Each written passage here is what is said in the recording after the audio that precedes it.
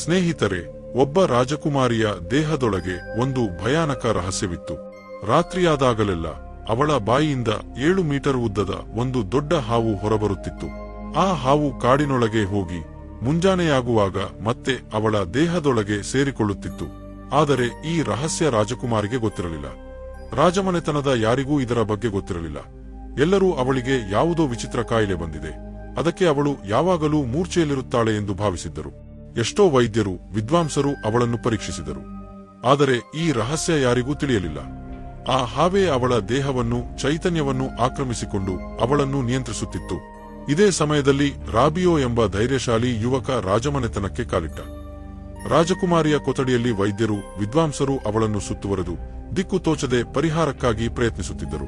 ರಾಬಿಯೋ ಒಂದು ಮೂಲೆಯಲ್ಲಿ ಶಾಂತವಾಗಿ ನಿಂತು ಎಲ್ಲವನ್ನೂ ಗಮನಿಸುತ್ತಿದ್ದ. ಸಂಜೆಯಾಗುವಾಗ ಎಲ್ಲರೂ ಒಬ್ಬೊಬ್ಬರಾಗಿ ಹೊರಟು ಹೋದರು. ಆಗ ರಾಬಿಯೋ ಮಂತ್ರಿಯ ಬಳಿಗೆ ಹೋಗಿ, ಮಂತ್ರಿಗಳೇ, ಎಲ್ಲರೂ ತಮ್ಮ ತಮ್ಮ ಪ್ರಯತ್ನ ಮಾಡಿದ್ದಾರೆ, ನನಗೊಂದು ಅವಕಾಶ ಕೊಡಿ, ನಾನು ರಾಜಕುಮಾರಿಯನ್ನು ಗುಣಪಡಿಸಬಲ್ಲೆ ಎಂದ. ಮಂತ್ರಿ ರಾಬಿಯೋನ ಆತ್ಮವಿಶ್ವಾಸವನ್ನು ಕಂಡು ಅವನನ್ನು ರಾಜನ ಬಳಿಗೆ ಕರೆದೊಯ್ದ.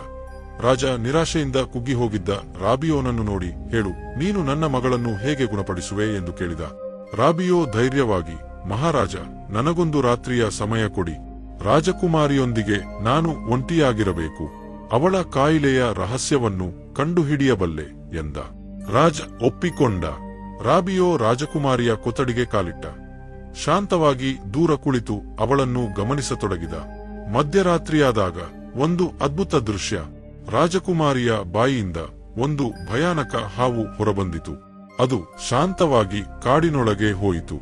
ರಾಬಿಯೋ ಒಂದಿಂಚೂ ಕದಲದೆ ಎಲ್ಲವನ್ನೂ ನೋಡುತ್ತಿದ್ದ. ಬೆಳಗಾಗುವಾಗ ಆ ಹಾವು ಮತ್ತೆ ಬಂದು ರಾಜಕುಮಾರಿಯ ದೇಹದೊಳಗೆ ಸೇರಿಕೊಂಡಿತು. ರಾಬಿಯೋ ಸ್ತಬ್ಧನಾಗಿದ್ದ, ಆದರೆ ಮನಸ್ಸಿನಲ್ಲಿ ಆ ರಹಸ್ಯವನ್ನು ತಿಳಿದುಕೊಂಡ. ಬೆಳಗಾದಾಗ ರಾಜ ಮಂತ್ರಿಯೊಂದಿಗೆ ಕೊಠಡಿಗೆ ಬಂದು ಆತುರದಿಂದ, ಹೇಳು, ಏನು ಕಂಡುಕೊಂಡೆ, ನನ್ನ ಮಗಳು ಗುಣವಾಗುವಳ ಎಂದು ಕೇಳಿದ. ರಾಬಿಯೋ, ಮಹಾರಾಜ, ಕಾಯಿಲೆಯ ಕಾರಣ ಕಂಡುಕೊಂಡಿದ್ದೇನೆ, ರಾಜಕುಮಾರಿ ಖಂಡಿತ ಗುಣವಾಗುತ್ತಾಳೆ, ಆದರೆ ನನಗೆ ಇನ್ನೊಂದು ರಾತ್ರಿಯ ಸಮಯ ಬೇಕು. ಒಂದು ತೀಕ್ಷ್ಣವಾದ ಕತ್ತಿಯನ್ನು, ಕೆಸರಿನಿಂದ ತುಂಬಿದ ಬಕೆಟ್ ಒಂದನ್ನು ಕೊಡಿ ಎಂದ. ರಾಜ ಸಂತೋಷದಿಂದ ಆದೇಶ ಕೊಟ್ಟ. ಆ ರಾತ್ರಿ ರಾಬಿಯೋ ಸಿದ್ಧನಾಗಿದ್ದ. ಮಧ್ಯರಾತ್ರಿಯಾದಾಗ ಹಾವು ಮತ್ತೆ ಹೊರಬಂದಿತು. ರಾಬಿಯೋ ಕೂಡಲೇ ಕತ್ತಿಯಿಂದ ದಾಳಿ ಮಾಡಿ ಒಂದೇ ಒಡೆತಕ್ಕೆ ಹಾವನ್ನು 2 ತುಂಡು ಮಾಡಿದ. ಆ ತುಂಡುಗಳನ್ನು ಕೆಸರಿನ ಬಕೆಟ್ಗೆ ಹಾಕಿ ಕಾಡಿನೊಳಗೆ ಸುಟ್ಟುಬಿಟ್ಟ. ಬೆಳಗಿನ ಜಾಮದಲ್ಲಿ ರಾಜಕುಮಾರಿಯ ಕೊಠಡಿಗೆ ಬಂದು ಅವಳನ್ನು ಸೌಮ್ಯವಾಗಿ ಎಬ್ಬಿಸಿದ. ವರ್ಷಗಳ ನಂತರ ರಾಜಕುಮಾರಿ ಮೊದಲ ಬಾರಿಗೆ ಪೂರ್ಣ ಚೈತನ್ಯದಿಂದ ಕಣ್ಣು ತೆರೆದಳು. ನಾನು ಗುಣವಾಗಿದ್ದೇನೆ ಎಂದು ಸಂತೋಷದಿಂದ ಹೇಳಿದಳು. ರಾಜ ತನ್ನ ಮಗಳನ್ನು ಆನಂದದಿಂದ ಅಪ್ಪಿಕೊಂಡ. ರಾಬಿಯೋನ ಕಡೆಗೆ ಕೃತಜ್ಞತೆಯಿಂದ ನೋಡಿ, ನೀನು ನನ್ನ ಮಗಳ ಪ್ರಾಣ ಕಾಪಾಡಿದೆ, ನಿನಗೆ ನನ್ನ ಮಗಳ ಜೊತೆ ವಿವಾಹವಾಗಿ ಅರ್ಧ ರಾಜ್ಯ ಕೊಡುತ್ತೇನೆ ಎಂದ. ಆದರೆ ರಾಜನ ಆದೇಶದಂತೆ ರಾಬಿಯೋಗೆ ಧನವನ್ನು ಕೊಟ್ಟ. ರಾಬಿಯೋ ರಾಜಕುಮಾರಿಯನ್ನು ಮದುವೆಯಾಗಿ ತನ್ನ ಊರಿಗೆ ಮರಳಿದ. ಕೆಲವು ದಿನಗಳ ನಂತರ ಊರಿನಲ್ಲಿ ಒಂದು ಘನ ಉತ್ಸವ ನಡೆಯಿತು. ರಾಜಕುಮಾರಿ ರಾಬಿಯೋನ ಜೊತೆ ಉತ್ಸವಕ್ಕೆ ಹೋದಳು. ಅಲ್ಲಿ ಸೈಫಾಯಸ್ ಎಂಬ ಭಯಾನಕ ರಾಕ್ಷಸ ಕಾಣಿಸಿಕೊಂಡ. ಎಲ್ಲರೂ ಭಯದಿಂದ ಓಡಿ ಹೋದರು. ಸೈಫಾಯಸ್ ರಾಜಕುಮಾರಿಯ ಸೌಂದರ್ಯಕ್ಕೆ ಮನಸೋತು ಅವಳನ್ನು ಎತ್ತಿಕೊಂಡು ತನ್ನ ಗುಹೆಗೆ ಕರೆದೊಯ್ದ. ವರ್ಷಗಳ ಕಷ್ಟದಿಂದ ವಿಮುಕ್ತಿಯಾದ ರಾಜಕುಮಾರಿ ಈಗ ಮತ್ತೊಂದು ರಾಕ್ಷಸನ ಸೆರೆಯಲ್ಲಿ ಸಿಲುಕಿಕೊಂಡಳು. ಸೈಫಾಯಸ್ ಅವಳನ್ನು ಬಲವಂತವಾಗಿ ಪಡೆಯಲು ಇಚ್ಛಿಸಲಿಲ್ಲ. ನೀನು ನನ್ನ ಜೊತೆ ಇರಲು ಒಪ್ಪಿಕೋ, ಇಲ್ಲವಾದರೆ ಈ ಗುಹೆಯಲ್ಲಿ ಶಾಶ್ವತವಾಗಿ ಸೆರೆಯಾಳಾಗಿರುವೆ ಎಂದ. ರಾಜಕುಮಾರಿ ಕೋಪದಿಂದ, ನಿನ್ನ ಜೊತೆ ಇರೋದಕ್ಕಿಂತ ಸಾಯೋದು ಮೇಲು, ನನ್ನ ಗಂಡ ನಿನ್ನನ್ನು ಹುಡುಕಿಕೊಂಡು ಕೊಲ್ಲುತ್ತಾನೆ ಎಂದು ಕಿರುಚಿದಳು. ಸೈಫಾಯಸ್ ದುಷ್ಟ ಹಾಸ್ಯದಿಂದ, ನಿನ್ನ ಗಂಡನ, ಅವನು ಇಲ್ಲಿಗೆ ಬರೋದಿಲ್ಲ, ಬಂದರೂ ನಾನು ಅವನನ್ನು ಇರುವೆಯಂತೆ ಚಿವುಟಿ ಹಾಕುತ್ತೇನೆ ಎಂದ. ರಾಬಿಯೋನ ಹೆಂಡತಿ ತವರಿಗೆ ತಲುಪಿ ಜರುಗಿದ್ದನ್ನೆಲ್ಲ ಹೇಳಿದಳು. ರಾಬಿಯೋ ಒಂದು ಕ್ಷಣವೂ ತಡಮಾಡದೆ ತನ್ನ ಹೆಂಡತಿಯನ್ನು ಹುಡುಕಲು ಹೊರಟ. ದಿನಗಟ್ಟಲೆ ಕಾಡುಗಳಲ್ಲಿ, ಊರುಗಳಲ್ಲಿ ತಿರುಗಾಡಿದ. ಒಂದು ದಿನ ಒಬ್ಬ ವೃದ್ಧ ವಿದ್ವಾಂಸನ ಕುಟೀರ ಕಾಣಿಸಿತು. ರಾಬಿಯೋ ತನ್ನ ದುಗಕವನ್ನು ವಿವರಿಸಿದ. ವೃದ್ಧ, ಸೈಫಾಯಸ್ ಸಾಮಾನ್ಯನಲ್ಲ, ಅವನು ರಾಕ್ಷಸ. ಅವನನ್ನು ಎದುರಿಸಿದವನನ್ನು ಕಲ್ಲಾಗಿ ಮಾಡಿಬಿಡುತ್ತಾನೆ. ನೀನು ಮನೆಗೆ ಹಿಂದಿರುಗು ಎಂದ. ಆದರೆ ರಾಬಿಯೋ, ನಾನು ಹಿಂದಿರುಗಲ್ಲ, ನನ್ನ ಹೆಂಡತಿಯನ್ನು ಕಾಪಾಡುತ್ತೇನೆ ಎಂದ. ವೃದ್ಧ ರಾಬಿಯೋನ ಸಂಕಲ್ಪವನ್ನು ಕಂಡು ಸೈಫಾಯಸ್ನನ್ನು ಸೋಲಿಸಲು ಒಂದೇ ಒಂದು ಮಾರ್ಗವಿದೆ. ಅವನು 7 ಪ್ರಶ್ನೆಗಳನ್ನು ಕೇಳುತ್ತಾನೆ. ನೀನು ಸರಿಯಾದ ಉತ್ತರ ಕೊಡಬೇಕು. ಒಂದಾದರೂ ತಪ್ಪಿದರೆ ನೀನು ಕಲ್ಲಾಗುವೆ. ಎಲ್ಲವನ್ನೂ ಸರಿಯಾಗಿ ಉತ್ತರಿಸಿದರೆ ಅವನ ಶಕ್ತಿ ಕಡಿಮೆಯಾಗುತ್ತದೆ. ಆದರೂ ಅವನು ಬಲಿಷ್ಠನೇ ಎಂದು ಎಚ್ಚರಿಸಿದ. ರಾಬಿಯೋ ಭಯದಿಂದ ನಡುಗಿದ. ಆದರೆ ಹೆಂಡತಿಯ ಜ್ಞಾಪಕ ಅವನಿಗೆ ಧೈರ್ಯ ತಂದಿತು. ವೃದ್ಧ ತೋರಿಸಿದ ದಾರಿಯಲ್ಲಿ ಸೈಫಾಯಸ್ನ ಗುಹೆಗೆ ಹೋಗಿ, ಹೊರಗೆ ಬಾ ದುಷ್ಟ ರಾಕ್ಷಸನೇ ಎಂದು ಕಿರುಚಿದ. ಸೈಫಾಯಸ್ ಬೆಟ್ಟದಂತಹ ದೇಹ, ಜ್ವಾಲೆಯಂತಹ ಕಣ್ಣುಗಳೊಂದಿಗೆ ಹೊರಬಂದ. ನೀನು ಆ ಹುಡುಗಿಯ ಗಂಡನ, ಆಕೆಯನ್ನು ತಿಂದುಬಿಟ್ಟೆ ಎಂದು ದುಷ್ಟವಾಗಿ ನಕ್ಕ. ರಾಬಿಯೋ ಕೋಪದಿಂದ ರೊಚ್ಚಿಗೆದ್ದು ಕತ್ತಿಯಿಂದ ದಾಳಿ ಮಾಡಿದ. ಆದರೆ ಅವನ ಕತ್ತಿ ಸೈಫಾಯಸ್ನನ್ನು ಮುಟ್ಟುತ್ತಿದ್ದಂತೆ ರಾಬಿಯೋ ಕಲ್ಲಾಗಿ ಮಾರ್ಪಟ್ಟ. ಸೈಫಾಯಸ್ ದುಷ್ಟವಾಗಿ, ಈ ಮೂರ್ಖನನ್ನ 7 ರಹಸ್ಯಗಳನ್ನು ಭೇದಿಸುತ್ತೇನೆಂದುಕೊಂಡ ಎಂದು ಗುಹೆಗೆ ಹಿಂದಿರುಗಿದ. ರಾಜಕುಮಾರಿಯ ಬಳಿಗೆ ಬಂದು, ನಿನ್ನ ಗಂಡ ಸತ್ತ, ಈಗ ನೀನು ನನಗೆ ಒಪ್ಪಿಕೋ ಎಂದ.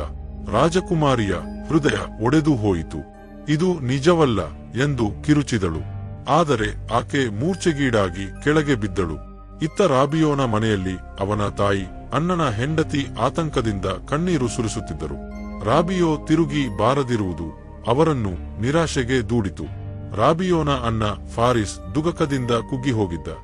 ತಮ್ಮನನ್ನು ಹುಡುಕಿಕೊಂಡು ಹೊರಟ. ತಾಯಿ ಹೆಂಡತಿಯ ಒಪ್ಪಿಗೆಯೊಂದಿಗೆ ಕಾಡಿಗೆ ತೆರಳಿದ. ಹುಡುಕುತ್ತಾ ಆ ವೃದ್ಧ ವಿದ್ವಾಂಸನ ಕುಟೀರಕ್ಕೆ ತಲುಪಿದ. ಗೌರವದಿಂದ ಕುಳಿತು ಸ್ವಲ್ಪ ವಿಶ್ರಾಂತಿ ಪಡೆದ. ವಿದ್ವಾಂಸ ಕೇಳಿದ, ಗಿರಿ, ಈ ಒಂಟಿಯಾದ ಜಾಗದಲ್ಲಿ ಏಕೆ ಬಂದೆ? ಫಾರಿಸ್ ಎಲ್ಲ ಕಥೆಯನ್ನು ಹೇಳಿದ. ರಾಜಕುಮಾರಿಯ ಅಪಹರಣ, ರಾಬಿಯೋ ಆಕೆಯನ್ನು ಕಾಪಾಡಲು ಹೋದದ್ದು, ಇನ್ನೂ ತಿರುಗಿ ಬಾರದಿರುವುದು. ವಿದ್ವಾಂಸನ ಮುಖದಲ್ಲಿ ದುಗಕ, ಆತಂಕ ಕಾಣಿಸಿತು. ಫಾರಿಸ್ ಗಮನಿಸಿ, ನಿಮ್ಮ ಮುಖದಲ್ಲಿ ಆತಂಕ ಕಾಣುತ್ತಿದೆ, ಏನಾಯಿತು ಹೇಳಿ ಎಂದ. ವಿದ್ವಾಂಸ ಭಾರವಾದ ಧ್ವನಿಯಲ್ಲಿ, ಗಿರಿ, ನಿನ್ನ ತಮ್ಮ ರಾಬಿಯೋ ನನಗೆ ಗೊತ್ತು. ಅವನು ಇಲ್ಲಿಗೆ ಬಂದಿದ್ದ ಎಂದು ಎಲ್ಲವನ್ನೂ ವಿವರಿಸಿದ. ಫಾರಿಸ್ ಆಶ್ಚರ್ಯದಿಂದ, ನನ್ನ ತಮ್ಮ ಈಗ ಎಲ್ಲಿದ್ದಾನೆ? ಅವನು ಸುರಕ್ಷಿತನಾಗಿದ್ದಾನಾ? ಮನೆಗೆ ಏಕೆ ಬರಲಿಲ್ಲ ಎಂದು ಆವೇಗದಿಂದ ಕೇಳಿದ. ವಿದ್ವಾಂಸನ ಕಾಲಿಗೆ ಬಿದ್ದು, ನೀವು ಆ ರಾಕ್ಷಸನ ರಹಸ್ಯವನ್ನು ತಿಳಿದಿದ್ದೀರಿ. ನನ್ನ ತಮ್ಮನಿಗೇನಾಯಿತು ಹೇಳಿ ಎಂದು ಬೇಡಿಕೊಂಡ. ವಿದ್ವಾಂಸ ದುಗಕದಿಂದ, ಗಿರಿ, ನಾನು ರಾಬಿಯೋನಿಗೆ ಎಚ್ಚರಿಕೆ ಕೊಟ್ಟಿದ್ದೆ. ರಾಕ್ಷಸನ ಬಗ್ಗೆ ವಿವರವಾಗಿ ಹೇಳಿದ್ದೆ. ಆದರೆ ಅವನು ತನ್ನ ಹೆಂಡತಿಯನ್ನು ಕಾಪಾಡಲು ಹೋದ. ಸೈಫಾಯಸ್ ತನ್ನ ಮಾಯೆಯಿಂದ ನಿನ್ನ ತಮ್ಮನನ್ನು ಕಲ್ಲಾಗಿ ಮಾಡಿಬಿಟ್ಟ ಎಂದ. ಫಾರಿಸ್ನ ಮುಖ ಬಿಳಿಚಿ ಹೋಯಿತು. ತಂದೆಯನ್ನು ಕಳೆದುಕೊಂಡ ದುಗಕ ಇನ್ನೂ ತೀರದಿರುವಾಗ ತಮ್ಮನನ್ನು ಕಳೆದುಕೊಂಡ. ಅವನ ಗಂಟಲು ದುಗಕದಿಂದ ಒಣಗಿ ಹೋಯಿತು. ವಿದ್ವಾಂಸ ಓದಾರಿಸಿದ, ಧೈರ್ಯ ತಂದುಕೋ, ಆಗಿಹೋದದ್ದು ಆಗಿಹೋಯಿತು. ವಿಧಿಯನ್ನು ಯಾರು ಬದಲಾಯಿಸಿಯಾರು ಎಂದ. ಫಾರಿಸ್ ಕಣ್ಣೀರಿನಿಂದ, ನೀವೇ ನನ್ನ ಕೊನೆಯ ಆಸರೆ. ನನ್ನ ತಮ್ಮನನ್ನು ಕಾಪಾಡುವ ದಾರಿಯನ್ನು ಹೇಳಿ ಎಂದ. ವಿದ್ವಾಂಸ, ಸೈಫಾಯಸ್ನನ್ನು ಸೋಲಿಸಲು ಒಂದೇ ಮಾರ್ಗ. ಅವನ 7 ಪ್ರಶ್ನೆಗಳಿಗೆ ಸರಿಯಾದ ಉತ್ತರ ಕೊಡಬೇಕು. ಆಗ ರಾಬಿಯೋ, ಇತರ ಬಲಿಪಶುಗಳು ಮತ್ತೆ ಮನುಷ್ಯರಾಗುತ್ತಾರೆ. ಒಂದು ತಪ್ಪಾದರೂ ನೀನು ಕಲ್ಲಾಗುವೆ ಎಂದ. ಫಾರಿಸ್ ಧೈರ್ಯವಾಗಿ, ನೀವೇ ಈ ರಹಸ್ಯ ತಿಳಿದವರು. ನೀವೇ ಏಕೆ ಹೋಗಿ ಅವನನ್ನು ಸೋಲಿಸಬಾರದು ಎಂದು ಕೇಳಿದ. ವಿದ್ವಾಂಸ ದುಗಕದಿಂದ, ನನಗೆ ಜ್ಞಾನವಿದೆ, ಆದರೆ ಕೆಲವು ಬಂಧನಗಳಿವೆ. ಈ ಯುದ್ಧವನ್ನು ನೀನು ನಿನ್ನ ಹೃದಯದಿಂದ ಎದುರಿಸಬೇಕು ಎಂದ. ಫಾರಿಸ್ ದೃಢವಾಗಿ ಎದ್ದು, ನಾನು ಹೋಗುತ್ತೇನೆ. ನನ್ನ ತಮ್ಮನನ್ನು ಕಾಪಾಡುತ್ತೇನೆ. ಆ ರಾಕ್ಷಸನ ಇತಿಹಾಸವನ್ನು ಮುಗಿಸುತ್ತೇನೆ ಎಂದ. ಜಾಗರೂಕ, ಸೈಫಾಯಸ್ ತನ್ನ ಮಾಯಮಾತುಗಳಿಂದ ನಿನ್ನನ್ನು ರೆಚ್ಚಗೊಡುತ್ತಾನೆ. ಕೋಪದಲ್ಲಿ ಏನೂ ಮಾತನಾಡಬೇಡ. ಅವನ ಪ್ರಶ್ನೆಗಳಿಗೆ ಮಾತ್ರ ಉತ್ತರ ಕೊಡು ಎಂದು ವಿದ್ವಾಂಸ ಎಚ್ಚರಿಸಿದ. ಫಾರಿಸ್ ತಲೆಯಾಡಿಸಿ ವಿದ್ವಾಂಸನಿಗೆ ವಿದಾಯ ಹೇಳಿ ಸೈಫಾಯಸ್ನ ಗುಹೆ ಕಡೆಗೆ ಹೊರಟ. ಗುಡ್ಡಗಾಡು, ಕಾಡು, ಕತ್ತಲೆಯ ಮಧ್ಯೆ ನಡೆದು ಕೊನೆಗೆ ಆ ಭಯಾನಕ ಗುಹೆಯ ಮುಂದೆ ನಿಂತ.